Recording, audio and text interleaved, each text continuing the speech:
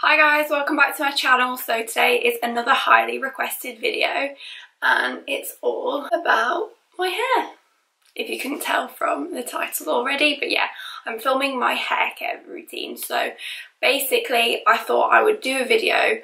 At first I'll talk you through the products I use on my hair and how I use them, and then I'll move on to some tips to grow long and healthy hair. As you can see, all of my hair is natural and I have a lot of it. So before I get into the video, please don't forget to give this video a thumbs up if you're enjoying it.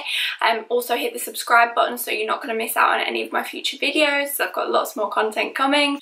I've also left my Instagram handle somewhere on the screen and also in the description box down below, so don't forget to go and give me a quick follow on there. But anyway, back into the video. So just to give you a brief overview of my hair is approximately like 27 to 28 inches long.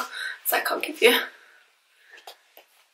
a look at how long it is. So it goes down to about my waist. So my hair is pretty long now. It did take a long time to grow it. I get asked all the time how many years. I did cut my hair into a bob at 16 years old and I'm 22 now. Obviously 6 years of time. I cut my hair just above my collarbone. So I probably had that haircut for about 12 months and then I decided to let it grow out. I would say that it took probably 4 years to grow my hair to this length now, and then obviously I've had another 2 years of just maintenance.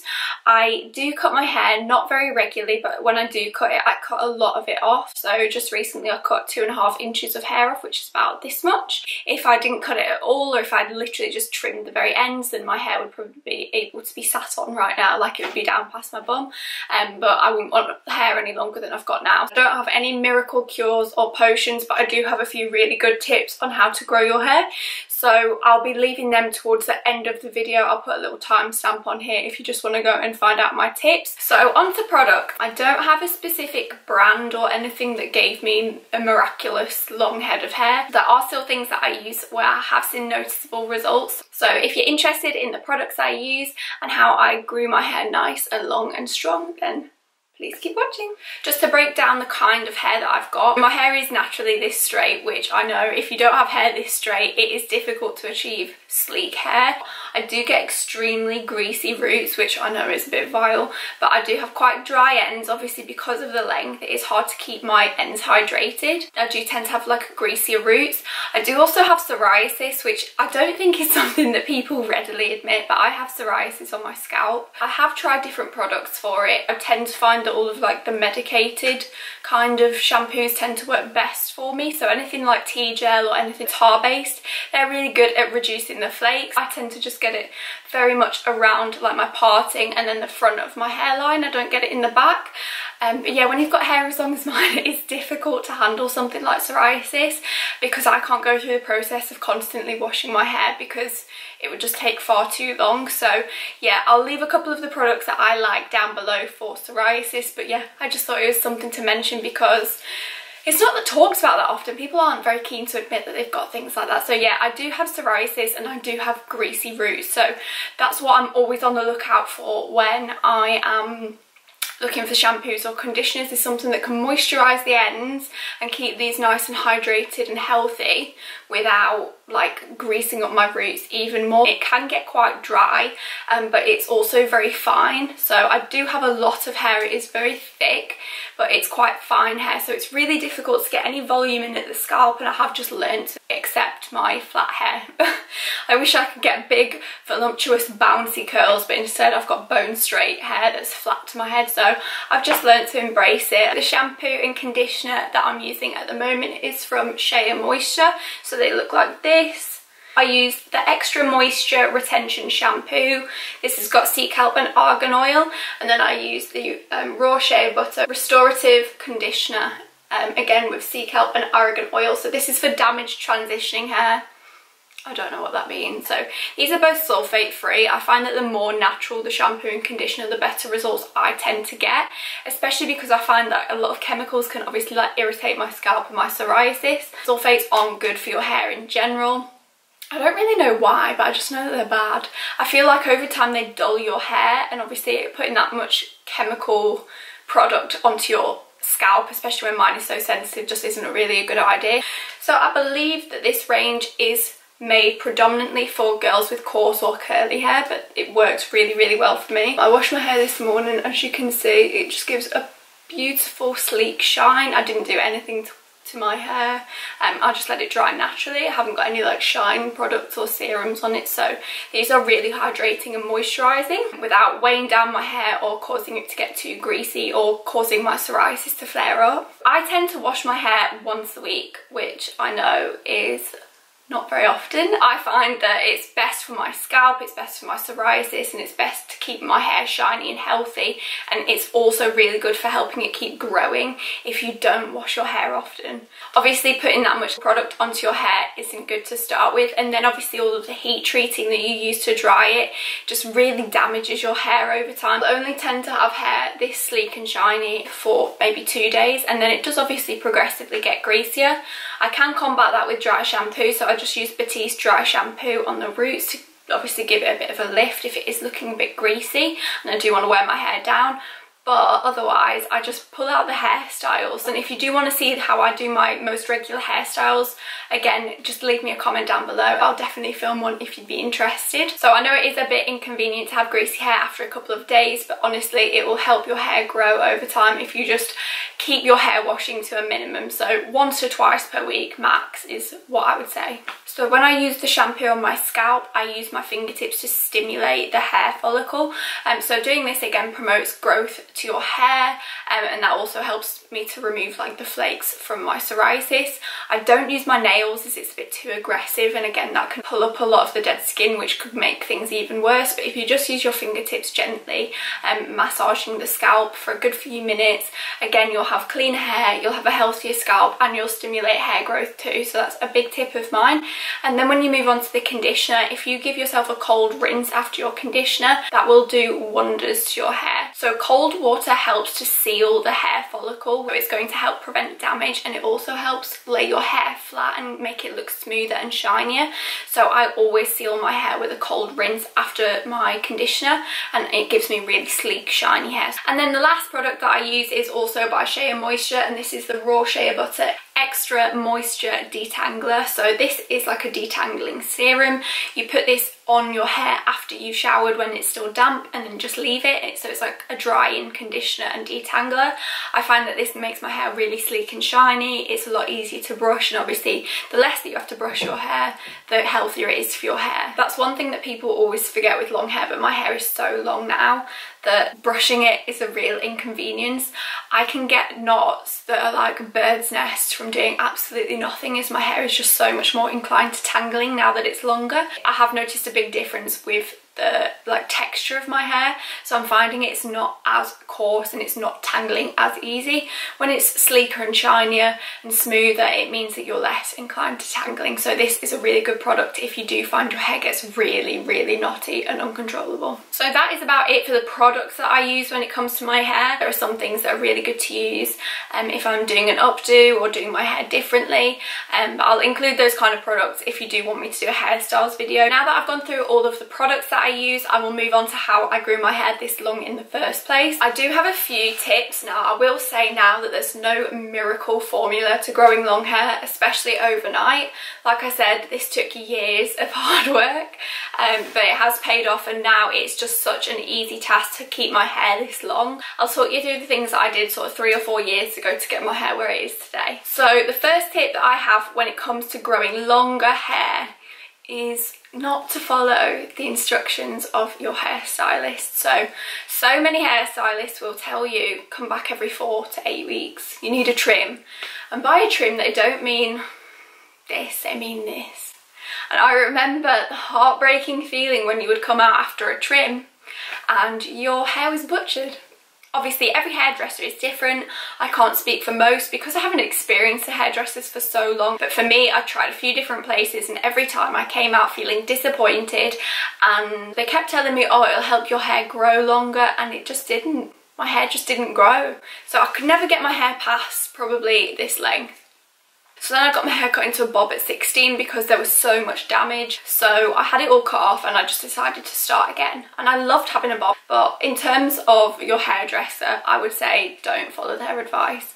And if they're not doing what you're asking them to do, which is cut very, very small amount off, then learn to cut your hair yourself, because that's exactly what I did.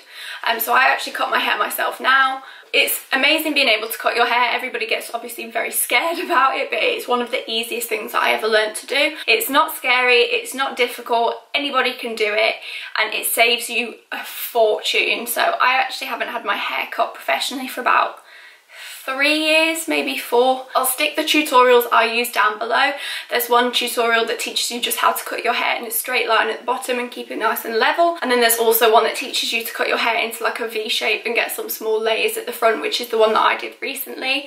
If you're wanting something drastically different done to your hair, then I wouldn't suggest doing it at home. Definitely go to a professional. But if you're wanting a trim, there's no point forking out loads of money and then coming away from it feeling disappointed when your hair is just getting chopped off. Now, my second tip is stop using heat. Now, you won't have to keep going and getting your hair cut if it's not damaged in the first place, and heat is the #1 source of damage to hair. I don't care what your excuse is, whether you say I've got frizzy hair, curly hair, whatever. There's so many hairstyles now that you can revert to that mean that you don't have to use heat on your hair every single day. I don't even dry my hair. I don't hair dry my hair unless I'm in a mad rush and have absolutely no time and have to do something fast.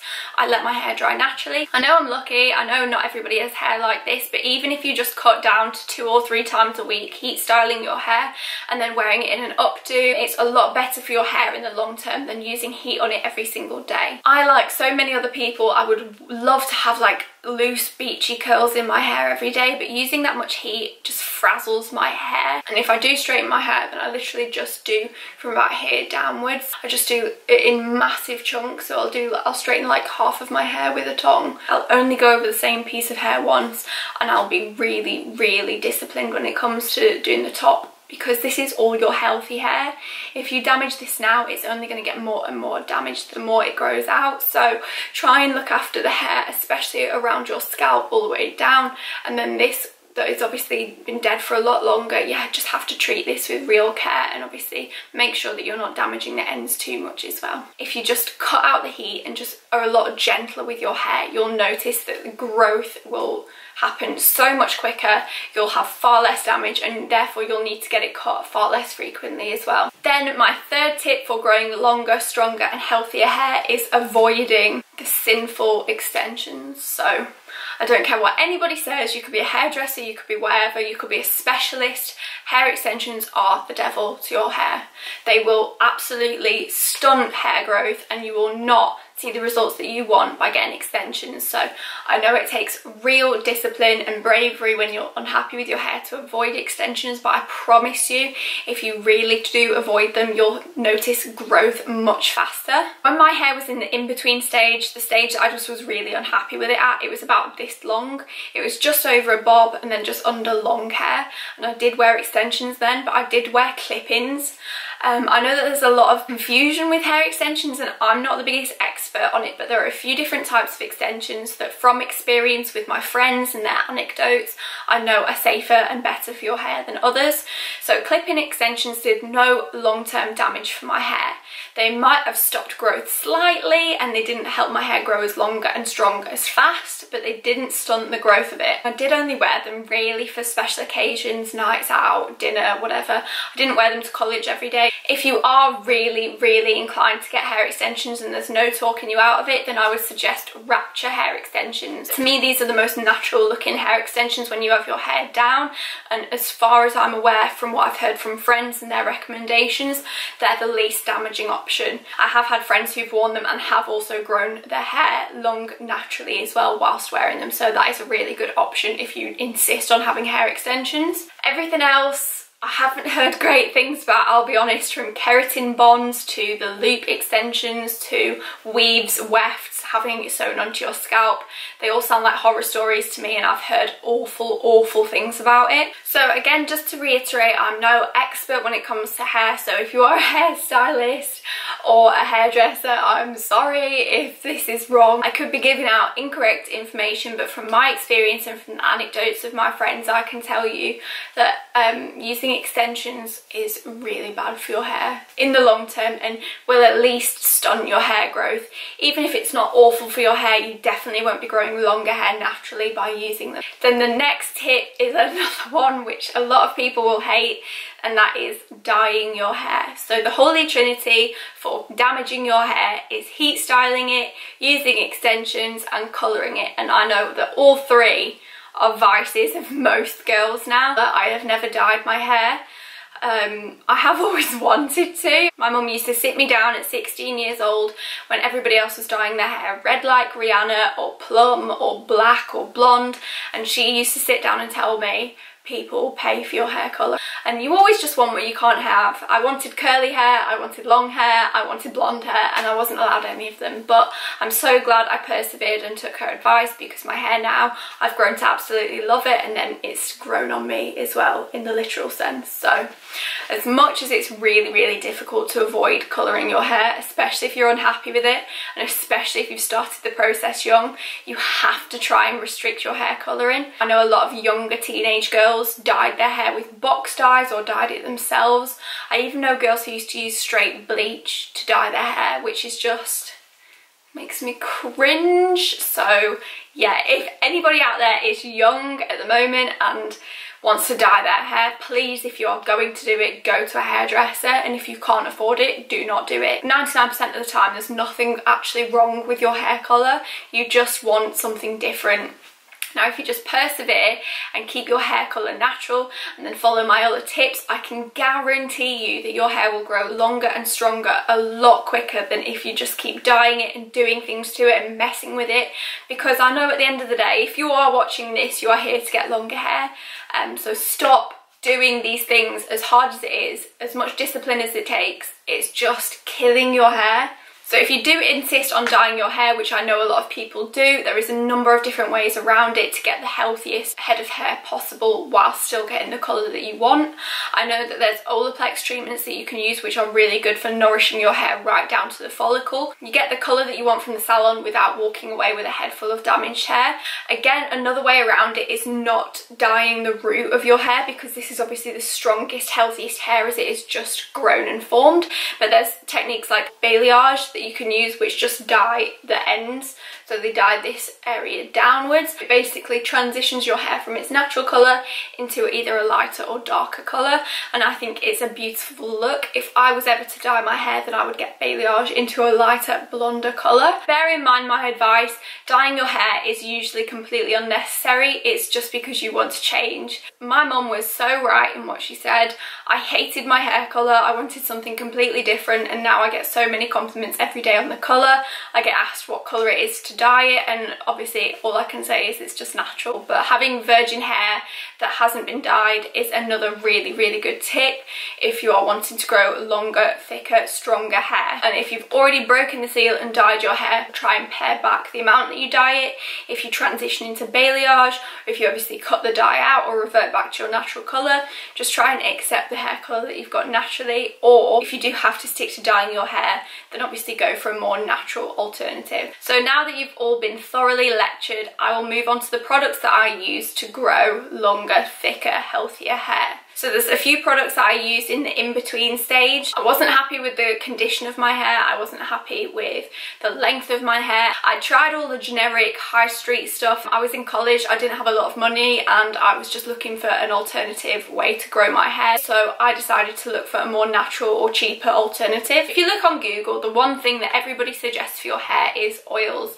Now I actually picked up this oil, it's called the Vatika coconut oil. This comes in a number of different flavours. They have it in like almond, they have argan, they have all, you know, all of the typical stuff that you see in hair care. But coconut oil, this is the one that worked best for me. It enriches the follicles and provides fatty amino acids that just really nourish the hair and encourage and stimulate hair growth, and then help the hair that you have got to be thicker and more luscious and grow longer. Within probably a week, I'd noticed a significant difference to the length of my hair. Now, when I say significant difference, I'm not meaning 10 inches, but I'm meaning a centimetre. I noticed my hair felt longer, so I persisted and used this a lot, and I would grow maybe an inch to an inch and a half per month. That paired with obviously all the other tips, no heat styling, no dyeing, barely any cutting, now that my hair was obviously short and quite healthy. Using this, I noticed a fast amount of hair growth. So what I would do is I would rub it from roots to tips. You would have the greasiest head of hair after it, and then wrap it all up in a shower cap and sleep in it. Most of the products that you use do have these kinds of oils as a base product, but they're surrounded by other, you know, processed chemicals and things like that, which you want to avoid. But even your brands like Moroccan oil that are so expensive, you can actually find the raw oils yourself without having to pay the premium price. So I found these oils, the Vatica oil I found in Tesco. It was about £3.50, and again, like I said, the packaging isn't all there and it doesn't look like the fanciest product, but the results just spoke for themselves for me. Just going for the raw ingredients, again, it's far more natural, it's far better for your hair, there's less chemicals and drying agents and processes in there, and it just means that your hair can drink up the nutrients, absorb all of the moisture and oils and minerals, and just benefit and really feed itself to help it grow longer, thicker and more luscious. And then the final oil that I use is pure organic castor oil. So again, the packaging isn't all there with this, it's just something that I bought from Etsy. So you can use these oils on your body, on your hair, on your skin. And again, using castor oil, it's fantastic for my psoriasis. Castor oil is known historically for stimulating hair growth.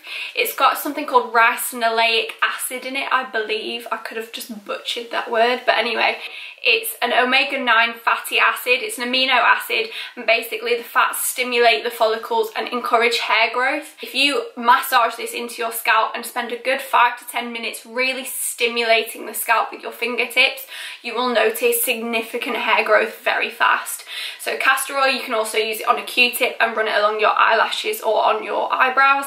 Again, because it's so natural, it's really not going to be damaging to your skin in any way. Obviously test it briefly on your skin just in case you're allergic. I don't know if you can be allergic to these kinds of things. This is like steroids for your hair. It is just absolutely transformed the quality and condition of my hair, as well as obviously helping it to grow. So those are my top tips for growing longer, stronger and healthier hair fast. It just takes common sense, persistence, commitment and giving up a few of your favourite things to get long, strong, healthy hair. If you really persist, I can promise you it will pay out in the long run.